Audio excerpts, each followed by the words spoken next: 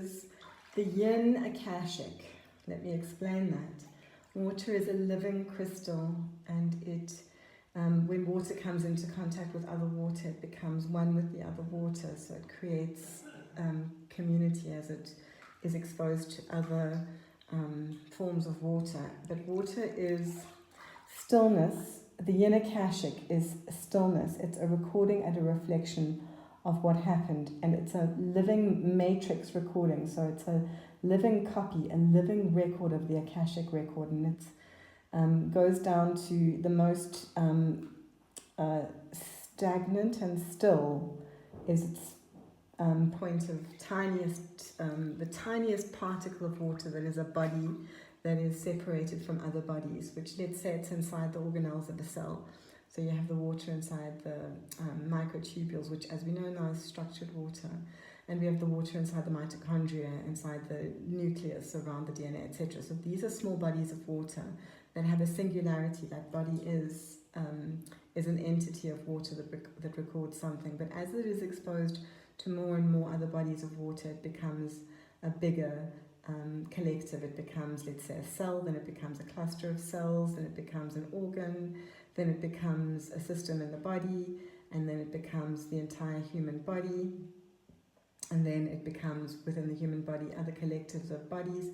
And then as those get in touch with water, this reflection and recording of what's happening goes into the liquid, which creates a Yin Akashic record, which is accessible across, in the physical, across galaxies and universes. There's also a universal entity that is all universal water. There are galactic water bodies. There are planetary Earth water bodies. There are then smaller water bodies, seas, oceans, lakes, rivers. There's different bodies of water that have this Yin Akashic record written into them. And the Yang record is what's written into the Akashic record that we see when we go out of body into the ether. So that's written in the ether. That's a different kind of code, where that is, I see that as more a blueprinty matrix, because that's, for me, a lot more about the future Akashic as well. Whereas the Yin Akashic is the past and what has already been recorded that can be reflected. Right, so now, this Yin Akashic that we can access anything in space and time universally by water. And there are entities, and I saw them living in the water, that came here from other places, and they didn't need spacecraft. They can create portals from water to water, because water is a crystal matrix that can manifest anything in the physical that is desired. And so these water entities and cetaceans, the orcas and the whales and the dolphins came through these portals from other places. And that's why sea life is so incredibly bizarre, because octopuses, for example, come through from these other places. And what we see as octopus is just the very tip of an iceberg of squid-like creatures under the water that live and proliferate and are very intelligent and have cities. But our Earth, our oceans, are used this way as transportation. But you can literally manifest anything within water, and water is very, very yin. Especially cold water is very, very yin. So the very depths of the ocean, that's where most of the magic is. Kind of going in the last 2 days into a deep dive into the water element. I channeled during a Zoom session with Amanda on the Cosmogenesis retreat with some of our Cosmogenesis people. I channeled a water being who I've met before. She's a little short blue being with a fin on her head, and she's very curvy, she's very muscular, and she has webbed fingers and toes, so she's partially aquatic and partially land.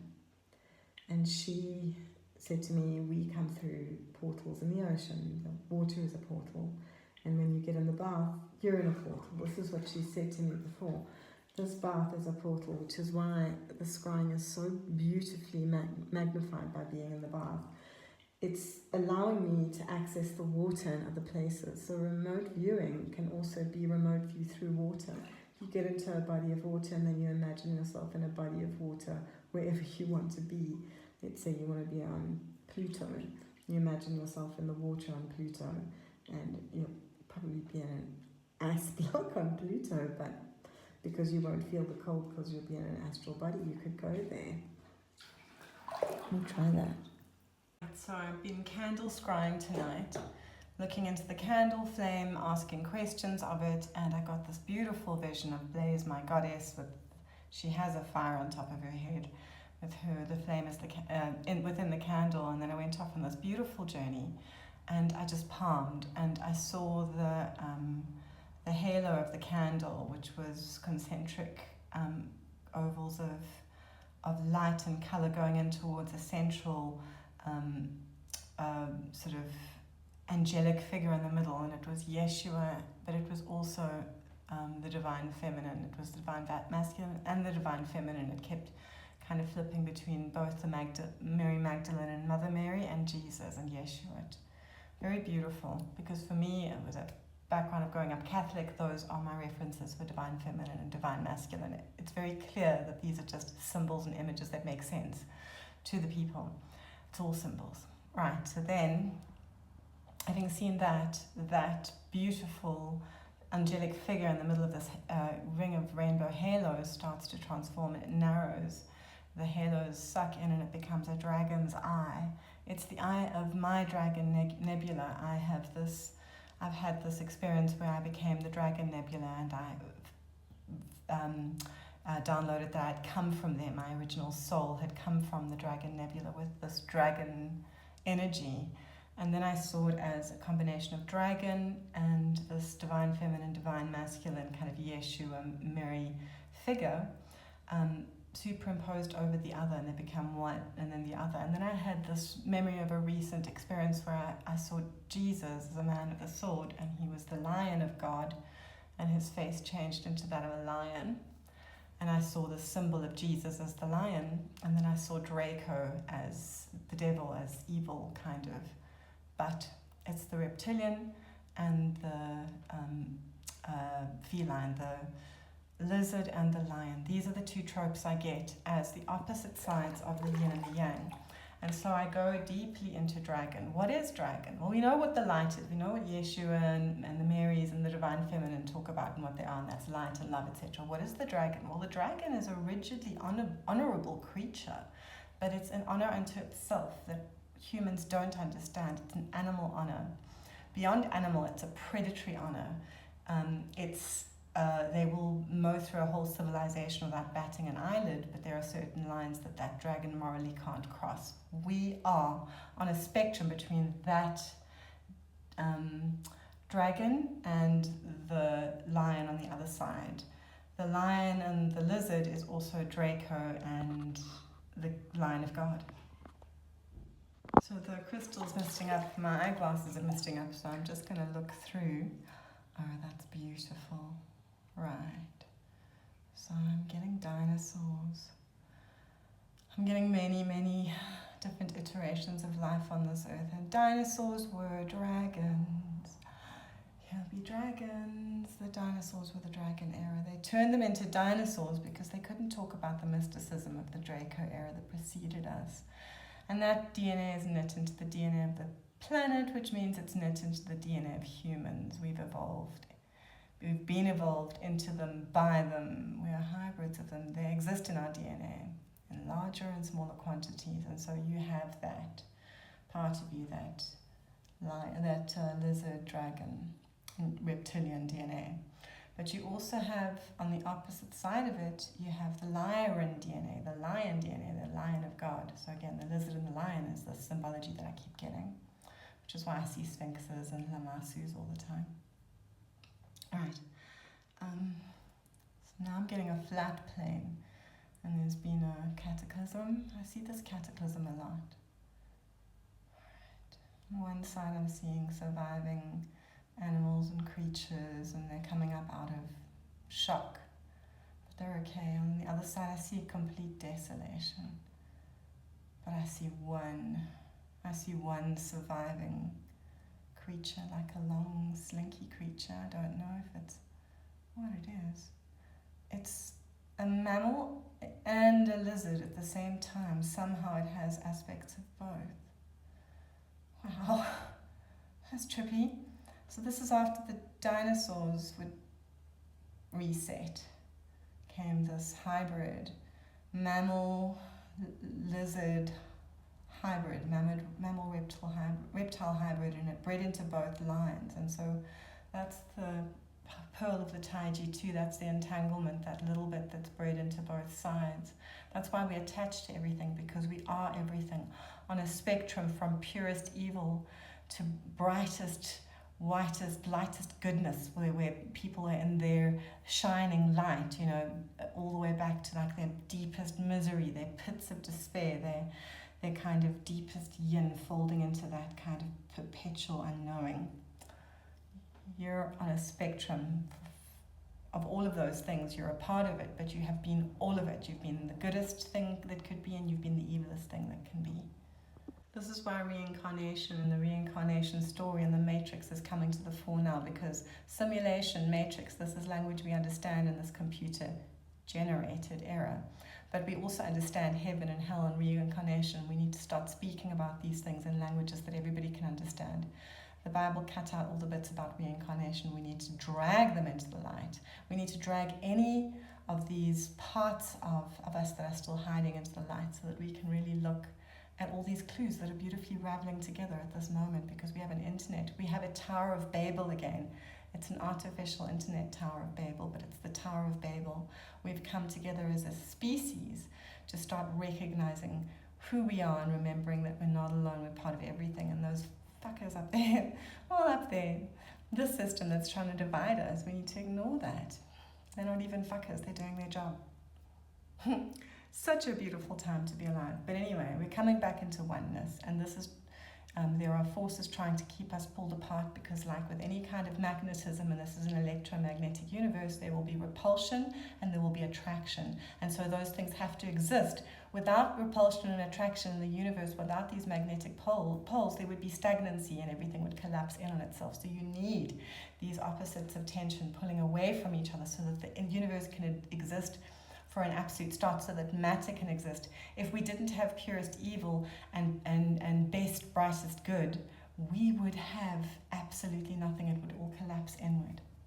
These are the physics of the Taiji too. This is why I'm obsessed with the yin and the yang, because it is a model of everything at scale. It is black holes, it is atoms, it is personal relationships, it's decisions to be made, it's masculine and feminine, it's trauma and resilience after the trauma, it's everything.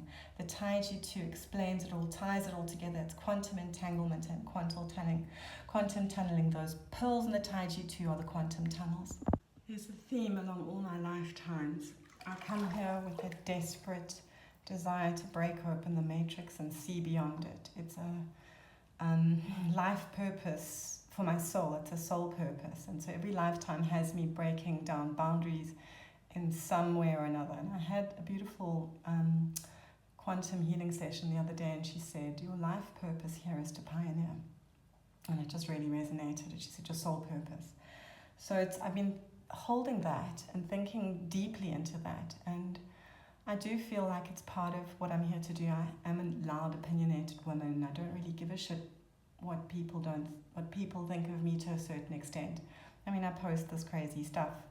I know there are a lot of people who roll their eyes and think I've gone off the deep end, but I don't really care, because I'm at a point in my life where I'm being filled with magic all the time. I'm having these incredible, overwhelming insights. My life has changed drastically. I'm a whole new person. I'm writing books left, right, and center. I'm having these incredible epiphanies all the time. I'm expanding mentally and emotionally and spiritually, and I really want everybody to do this with me, because it's profound. So it showed me that my life purpose is to do that first for myself, and then to pull people in, because once a person has been brave enough to believe something and posit something new, they create a belief that other people can attach to. And that's what your job is as somebody who breaks down barriers and somebody who explores new paradigms and thinks outside the box. Frankly, even crazy people, because there are a lot of crazy people that download these incredible things. I mean, there are people, a beautiful mind. The guy he was getting his ideas from entities that were talking and walking with him. So we need to relook at what we think genius is, what we think sanity is, and what we think normal life is. All of us need to be able to fly our freak flags.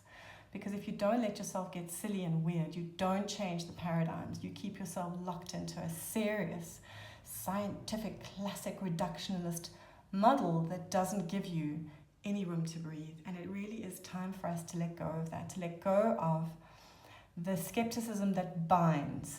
Allow for the skepticism that frees, because there must always be a little bit of skepticism, but that also means you need to be skeptical about your presuppositions about the classic foundational science that we've been shown is a lie. So much of it is a lie. The surface has just been scratched and it's falling apart. It's time for us to start intuiting into what is real and what is not real for ourselves, because only then will you become a true master of your own destiny, because you will create a belief for yourself that models the idea and the model you have in your mind of yourself and the world. I really just want everybody to get psychic with me. I've been practicing now for 6 years. It's been life-changing on every level. I am a completely new person. Those that know me will know that I'm a vastly nicer person. Scrying a crystal ball, it's so beautiful and so easy. This is my beautiful Shalini's ball. It's got beautiful occlusions. It's gorgeous. I've got other crystals. I've got a little egg. You can gaze into the candle. You can stare into a mirror. I can even now do it just looking at the ground. If I look at gravel or grass, I can project through it. Open your third eye. And I open my third eye starting with my 2 eyes. I open my eyes and I look at something and I look through it. And the veil begins to drop in amazing ways. I can see code. I can see blueprints. I can go back into the past. I get these incredible symbolic downloads, and as I see these incredible movies happening in the crystal for me, or if I'm palming, movies happening under my hands in the blackness, the words start coming into me, the knowledge pours into me, and if I open my mouth and speak at the same time, I pour out massive knowledge attached to the images that I'm getting. It's a sensory download on so many levels. So I'm in the bath, the lights are off, I've got some candles burning, I've got crystals, I've got essences to smell, and I am alone in this amplifier of sacred water that I've created with rituals, calling in my protection, because you've got to be protected when you do this kind of stuff. Set up safe guardrails for yourself, calling in the protection of whatever your deities are, and your guardian angels and your higher self, and give yourself guardrails, but then play. Really, if you don't play, you don't find the way. Right, so I'm getting yin yang and the pearls in the yin yang, the pearls in the Taiji too, as quantum tunneling, which we know. And then I start seeing that the reason that we use the entry points on the opposite side of the body is quantum entanglement and the pearls in the Taiji too. Because what is happening is the large teardrop of yang and the large teardrop of yin, these are what is current. This is the projected material reality as is. The pearls, however, are what is tethering us to our past through the yin and attaching us to our future through the yang.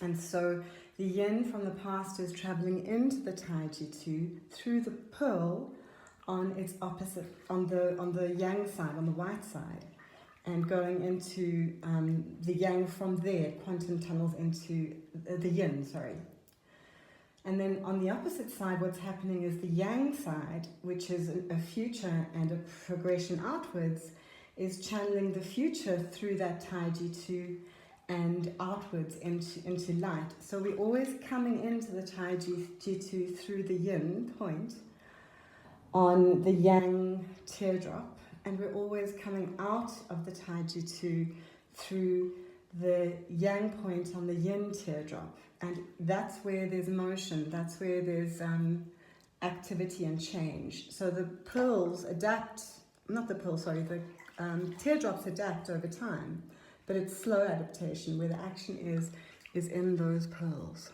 It's such a gorgeous insight into love. I had this insight into what I always thought was love, and I was always seeking something. It would always be something that I thought I saw in a person, but it wasn't actually them, it was my projection of what I wanted to see in them. And it was potentially their projection of what they wanted to see in me, but it wasn't the shiny thing on the outside was what I was looking for a long time. And then finding the shiny thing on the inside was very beautiful. And I'd been very burned by love. And so before my husband found me, I would put myself in situations with men that didn't love me or couldn't accept me or couldn't see me or were freaked out by me. I was too much, I was extra. I had to adapt and change to keep them happy, present a false version of myself. With Stephen, it's the first time I've ever really been able to be my actual self. But the reason I'm able to be my actual self is I didn't have that desperate grasping of please love me. And this kind of, as people pull away, as you expose more of yourself, they push further out. Stephen stepped right into that. And I became elusive. I asked him what he liked about me. And he said it was the fact that I was elusive. I wasn't chasing him. I wasn't desperate in any way. I was just, he had to come and seek me. And that's why it worked, because you've got to seek the yin inward. When the yin goes outward, it doesn't work. When the yin goes inward and the yang follows you in, then you have a beautiful journey. I don't know, that's some trad wife bullshit. I can't believe I just said that. But that's what came in. Divine masculine, divine feminine. In other words, in the Taiji Chu, in emotions and relationships, in the divine masculine and divine feminine relationship, the yin must always go inward. The woman must always go inward. She must be able to be safe to go inward, to trust that her partner will be kind with her and allow for an unfolding into who she is as she is, not a projected version of herself, her real self. So a real divine masculine is able to follow a woman inward on that journey. And women have, with our cycles and just with the way we are, we have these emotional responses to the world, and we have these inexplicable feelings and knowings that we've been told by science we should just ignore. But when we ignore them, bad things happen. So women are very intuitive on that level. And men need to be led by that intuition. The woman's intuition is years of being alert to the saber-toothed tiger as well. She's looking, she feels energy, she knows something's in the ether. Her feelings are as valid as her thoughts, right?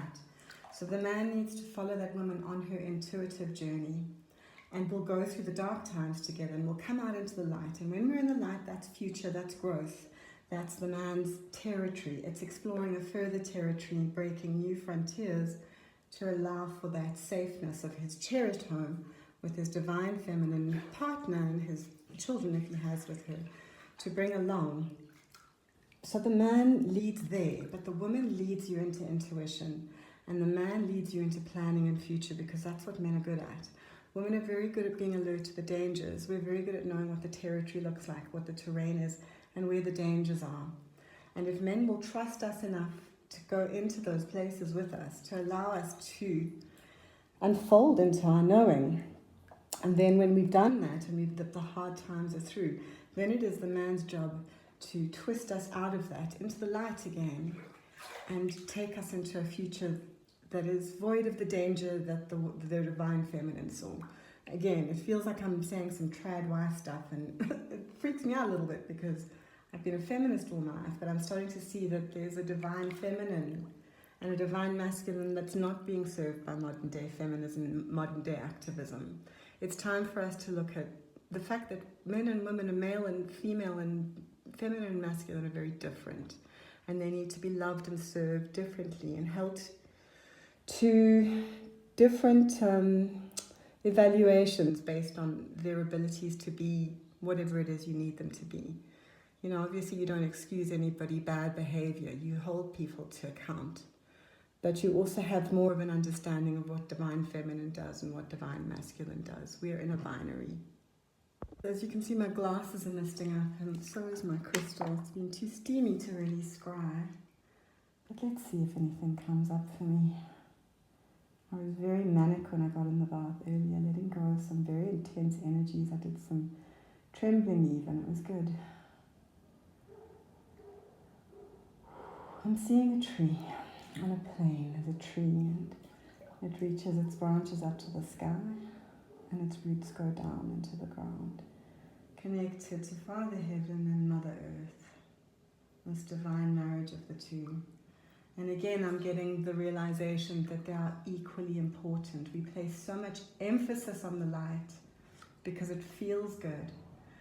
We don't place the right emphasis on the dark because the dark is just your wound. That's all it is. And in every lifetime, you're creating wounds, and your own wounds, and you're healing wounds at the same time. That's why we tend to get more and more philosophical as we age, because we realize that there's something sacred at work during a life. There are ages of your life where you will wound people when you're young because you don't know yet, and you will be very wounded. You'll have childlike reactions, and that's good. That's where you're supposed to be. And then as a teenager, you start trying to be more like an adult, and you have different kinds of relationships, often very intellectual, but they're very emotionally immature still. And then that starts to catch up. So it's this beautiful looping yin and yang as you go. And you get into your 20s, you become very self-righteous because you've learned about politics and activism, and you've taken stands, and you become very kind of attached to them, and you explore what it is to argue and rant, and what it is to have an activism and stand up for something. Well, not all of us, obviously, but this is just tracking back my experience. And then in your 40s, you have, well, for me, my 30s and 40s, I had kids. And then I was like, okay, I've got kids. I'm too busy to be an activist. So I was only an activist in a few places, but that kind of died down because I became more focused on my children, because that's what you're supposed to do. You're supposed to love your children. And so you become softer. And then on the other side of that, when menopause is happening for me, when menopause hits, you're much more philosophical. You're able to see every version of yourself in the people you meet, including the complete arseholes. You meet a complete arsehole, somebody who's being very cool, and you can attach it back to a feeling you've had because you know you've been an arsehole sometime in your life. If you haven't been, you haven't had the full human experience. To a time when you pulled the cat's tail for no reason, or told a lie about your friend that got them into trouble, whatever it is, stole something, kissed somebody else's boyfriend. We've all done horrible things. I have kissed somebody else's boyfriend. I feel bad about it now. But I have to admit that I did it. And that means I have that in me. Right. So we go through all of these ages because we're supposed to learn, and how the life cycle is so beautifully aligned with, a genesis, a life, a middle age, a nearing the end, a death, and a rebirth. Life is just this beautiful set of experiences designed to give us a full human experience. In that, the yin and the yang are important. You don't have the light without experiencing the dark. You don't have the experience of dark without being dark yourself, and that's your wound, and that's why the dark is as important as the light. And levels of evil matter, obviously, but in other ways they don't even matter, because as deep, dark, and evil as you get, you will rebound into as good and as light and as wonderful on the other side, maybe in another life, but it balances out. Right, so I've been palming as well of late. Palming is just putting your palms over your eyes like this and feeling into that darkness. So I'm just going to explain what happens for me. I immediately get an eye floats into my vision. It's a divine feminine eye, and it takes me, as I look into the eye and lock with it, I start going down a passage. It's a square passage today. Sometimes it's square. Mostly it's round like a wormhole, and I'm seeing things flash by me. It's like I'm walking down a tunnel full of windows or pictures or TV screens, and now I'm at a door. And so it's a portal of some kind. I don't have to open it with my hands. I can just step through.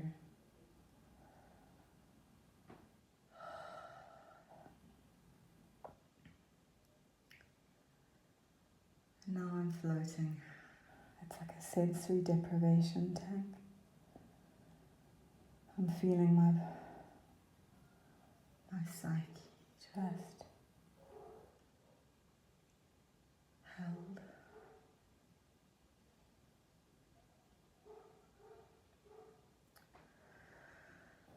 This is my yin space. This is the resting place between lives, between worlds. It's a space of deep healing. It's a velvety blackness.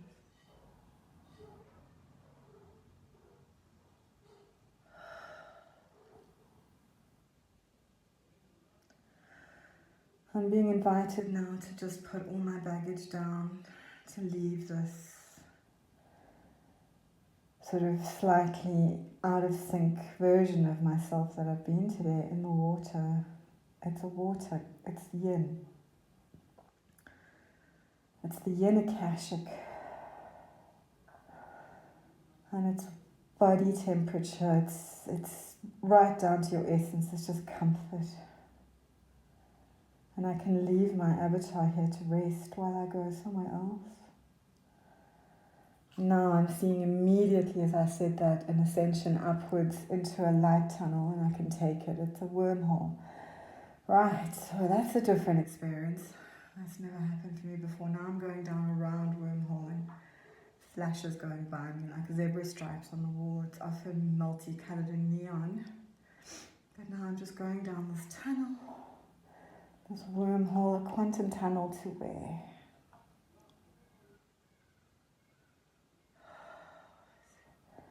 So there's eyes, there's big grey eyes. On a grey face, this is a goddess of mine. She's a grey from Zeta Reticuli.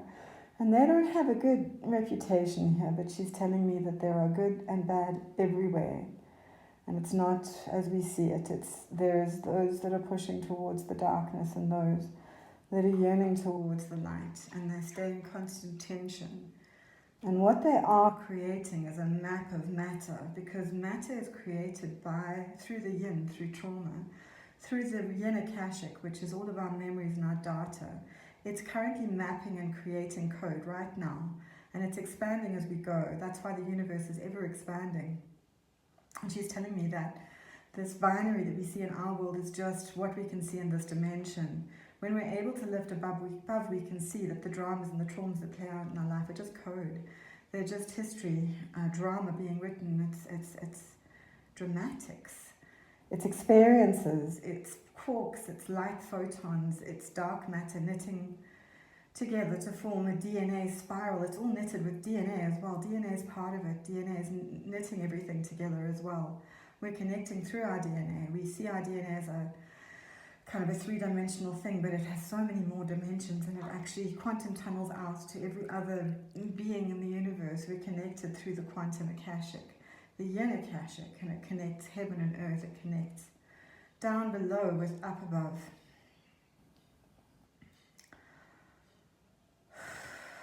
Right. And so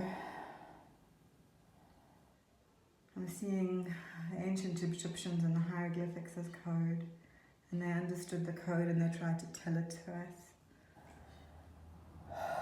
But each of us finds the code in our own ways. We found it through computer simulations. It's a different kind of code. That's why we speak about the matrix. And if we understood the matrix from the get-go, if we knew we were in a simulation, a computer simulation, we would have written all of our religious texts differently. In the beginning, the word would have been DOS.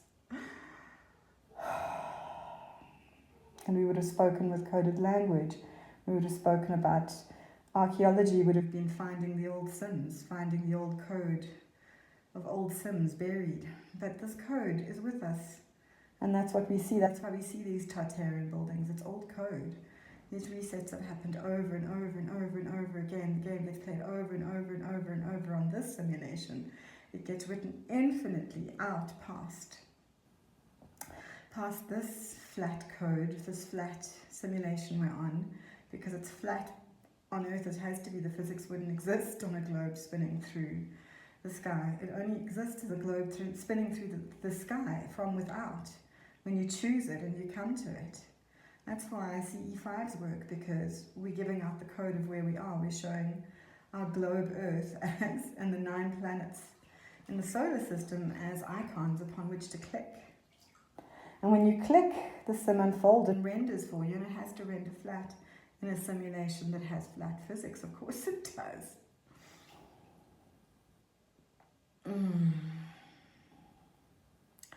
It is a globe from above and a flat Earth from below. Okay. That's quite a lot, I think. Right, so just getting into the bath, picking up my big crystal Shanini's bowl.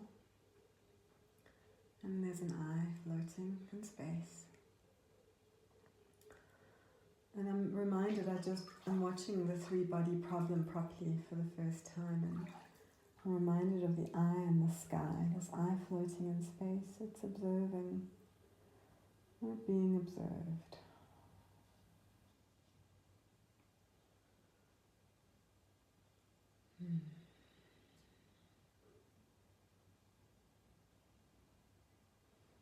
There's something coming from above. There's A great darkness, but it isn't a darkness in the way we understand darkness. It's a void.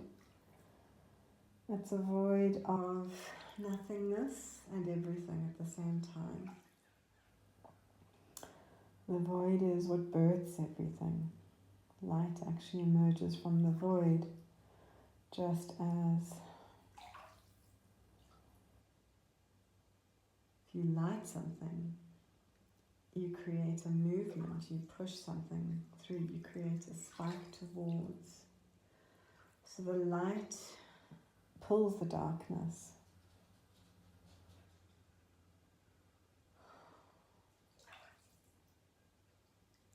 The light precedes the darkness, but it also pulls the darkness and It diffuses it by doing that.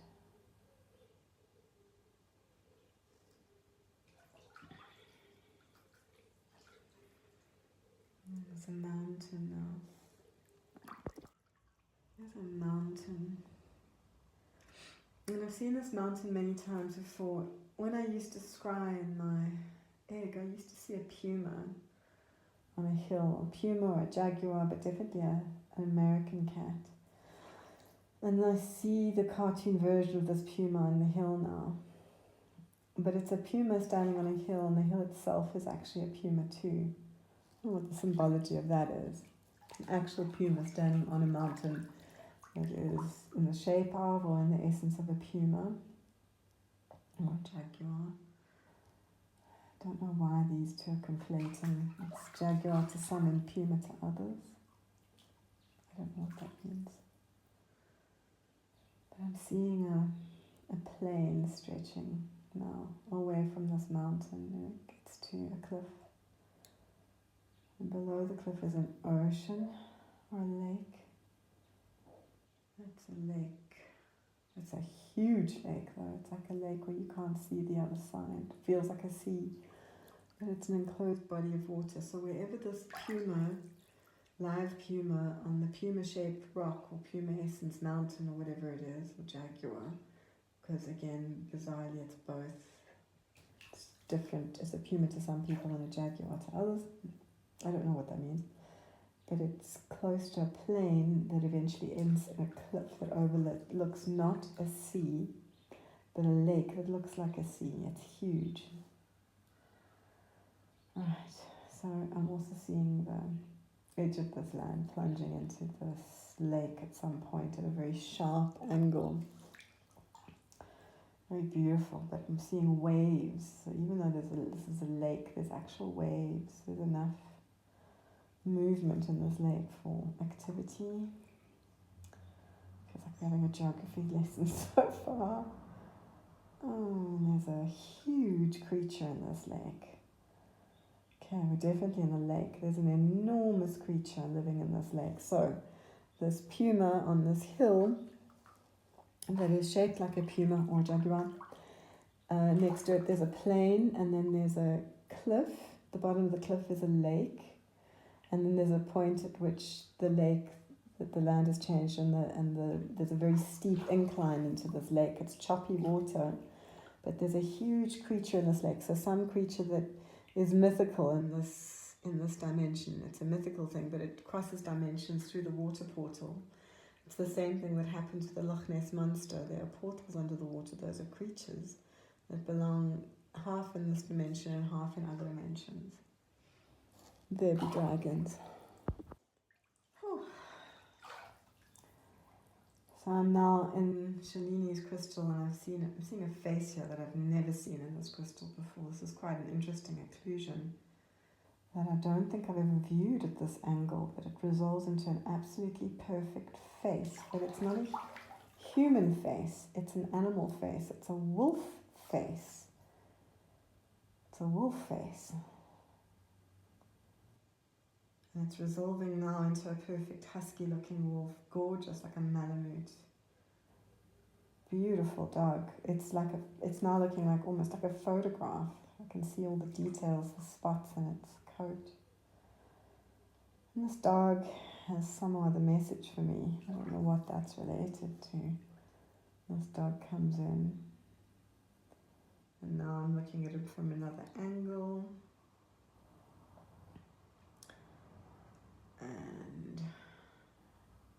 And now he looks like a house cat.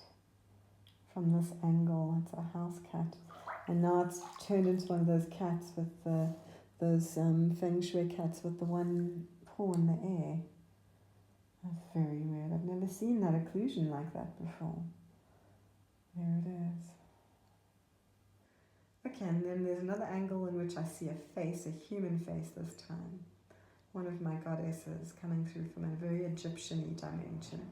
So there are still Egyptian worlds where the Egyptian civilization that made the pyramids still exists. And they do wear their hair like that. That, and they do have lots of ornate gold jewelry and they do. Oh my gosh, she's gone now. Oh, it was lovely. Why did I pull my eye away? That was beautiful. I can finish the download then. The pyramids were real functioning machines, and there was a civilization that lived on this world and didn't need to dig for metals except for gold, which has a preciousness that is beyond measure and beyond understanding. Gold is an element in the universe that is a connector and a healer and an atomic frequency that's so pure in essence that it can fold time and it can uplift and heal and generate. Gold is a generative force in energy, which is why it's so valued. The pyramids were real machines. They were flying machines. The Egyptians were the Atlantean civilization. The original Egyptians were the original Atlantean civilization, and some of them survived. The people that are Egyptians today can trace their lineage back to the people that also existed then. They definitely are still the same people, but there was a huge gap in their memory, and the people that came after them modeled themselves after the Atlanteans and had some of their wisdom and their knowledge, but not all of it. And I'm going off on a journey now with Antony and Cleopatra. I'm now seeing all kinds of incredible stories where the Atlantean myth was being the Atlantean story, which became myth, was being spread via these channels. Tell everybody about this. Come and see our mystery schools because we need to preserve this story. And now that the Tower of Babel has been rebuilt, we are the Tower of Babel. We're living in the Tower of Babel. I'm speaking to you from our Tower of Babel. It's the internet. We've created another way to connect with each other because despite the fact that they stole magic from us and mystery from us and consciousness and manifestation, and they implanted a history that was designed, designated to control us, and it did.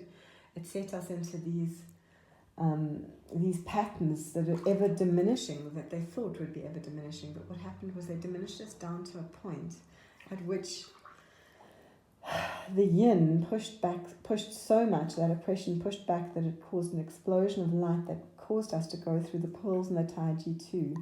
And we're in that process now. We're in this process of very rapidly going from darkness into light. And that's why time is speeding up in this time. It's speeding up to help us so that we're not mired in slow time and chaos. We can zip through this chaos, and we are zipping through this chaos. It's okay. You're allowed to actually let go, because the more you let go, the more you can actually just speed through this time of change and transformation, which is uncomfortable for everybody, and get to the other side of it where you could be in the light, ascended, having left a lot of that darkness in the individuation of shadow that we're doing as a species right now. That's what we're doing as humanity. We're individuating. We're seeing our shadow for the first time, acknowledging it, and learning to say, you're part of me. You're as important as my light. That is what allows us to transcend. So come together in love. Ignore the fact that the person has different values to you, has different beliefs, has different religions, may have been and done awful, horrible, evil things in the past, may be presenting something to you that feels so viscerally disgusting to your ego that you struggle with it. Push past that. That person is not that revolting version of ego that's playing out in the world for you to get actually shocked by and overcome by. That ego is causing you to have the reaction you need to have, and what you have to do is say, I lift above this revolting version of me that is causing you to be revolting as a mirror. We're being revolting to each other. I lift above this. There's a soul inside that thing that's freaking me out. Lift that soul above, love that soul, connect with that soul. You don't have to approve of what they're doing in the world. You don't have to have the same politics or ideologies or beliefs or religions or skin colors. None of that matters. You identify with the person's soul on their highest level, on your highest level, and that is connection. And that is how we all ascend as a species. Right, so I like to do this sometimes as well. Put the crystal on my third eye after it's been lubricated by a little bit of scrying. And then I just allow the crystal, the light coming through the crystal, to penetrate into my third eye. And as I do, I see a wormhole Appearing before me in a purple pinkish light which takes me. sucks me down a wormhole.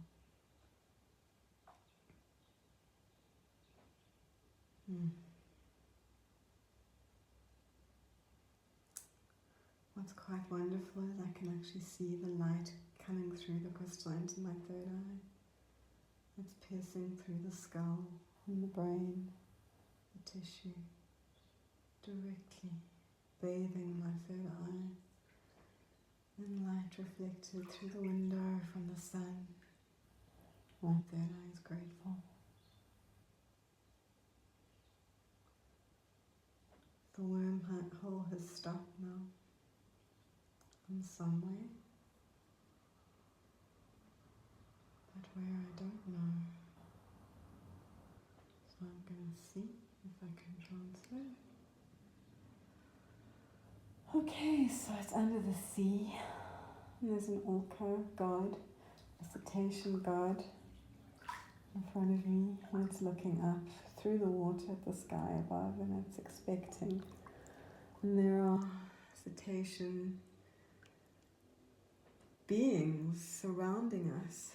somehow, They're coming from other planets. But normally those portal in through the water because that's how the cetaceans travel. They don't come in through the air. There's a large part of the sea bases. under the sea, it's dolphins and whales, and they have their own gods and their own brethren from other worlds, from watery worlds. I had a visit today with a really Beautiful woman who's very profoundly spiritual, and she spoke today. We spoke today about planets and DNA and animals and how these beings are all awakening and awakened. It's coming through strongly. that conversation has come. Into the ball, to my third eye. We're coming into this great, Awakening. and we're going to be doing this work on this ley line on the 8th of the 8th of 26, which for me is another 8. No, it's not classical numerology, but the 26 makes an 8 for me. So it makes it 888 for me. A reconsecration on the Great Zambesian pyramid line to the goddess. We awaken that line and that lineage. Back. And now I'm looking above at this Egyptian civilization when the Sphinx was a working deity, bringing in an energy, bringing in a transmission. That the lions are carved for the Lyrans, as a communication and Akashic record writer. The Sphinx is all about the story and the mythology, and it links stories and mythologies across multiple different worlds. But the Sphinx is a marker of a sort. It identifies, if you're coming into a planet, you use their pyramids and their sphinxes as ways to find their coordinates. They're a kind of coordinate, the Sphinx itself. And I saw the Sphinx temple in front of the Sphinx. There's some kind of data circuitry. Very, very beautiful. I see code coming in as well. You can write the contents of a silicon chip into your DNA. We're antennas for code, and we can upgrade and downgrade. We can do our own patches, and I'm seeing a globe Earth below me. And I'm seeing how it's the globe from without. You see it as a globe because the infinity of it is curved outwards forevermore in upon itself. And it exists in a forever evolving and growing and rendering world that just gets more and more beautiful. But resets do happen, which bring often the resets allow for a new version of data to be written into the record, so that new worlds don't have to be built. They can use the same simulation to render a new set of possibilities, ideas, actors, plays, theatres, dramas to play out, so that new experiences can happen. It's a theatre set all the time. It's a stage. It's constantly being redressed and relit, reproduced for a new story. This world that we exist on is just a stage. All the world's a theatre, and we all just actors. This human life is so transient. It's seconds, it's click, click, click, click, click, and it's over. It's shutter speed. It's being rendered very well for us. We see ourselves as very well rendered, and we are indeed beautifully knitted together out of light and sound and frequency and vibration. It's quite incredible. I mean, I know I can put my finger through my hand, but I can't do it. I know that it's 99.9999% space, but I still can't push my finger through my hand. But it is still an illusion, and lives are so transient, and we have this fictitious history that's been quickly scripted for this game that we're playing. But there's all kinds of glitches and questions, and there's all kinds of irregularities and synchronicities that bring us into this gathering awareness of all of us going, none of this is real. We've been lied to. We've been deluded into believing that we are just these material bodies, but we're creatures of light and sound and frequency and vibration, and we can re-knit ourselves together into whatever we manifest. We're this close to it all the time, but we just need to step over that hurdle of believing that you can't stick your finger through your hand until you can. I have to just say something that I've noticed over months and months of scrying now, is that when you haven't used your ball for a while and you pick it up again, so many new sceneries exist. It's almost like it gives you a chance to just take a breather, let your crystal upgrade, and find new things in the crystal. And so I am seeing things today in this crystal that I've never looked at before, and I've been looking into this crystal for hours at a time since December. So I should know this ball. I should know it backwards. But it still surprises me.